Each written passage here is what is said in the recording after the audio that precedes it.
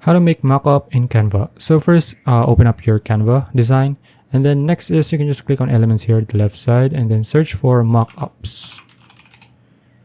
Okay, now here you can just choose which mockups you're going to use. So let's say I'm going to use a poster mockup. Okay, and then you can see the mockups here.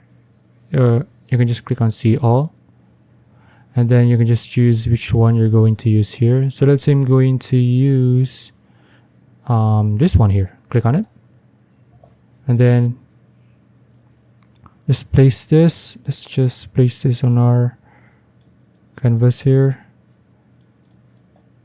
Let's just fix the size, and then let's just send this to the back.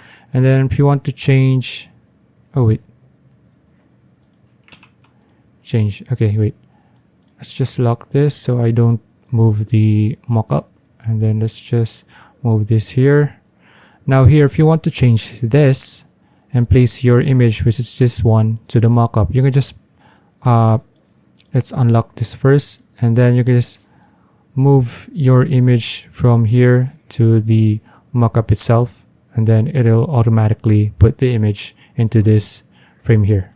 So you can see it loads, and there you go.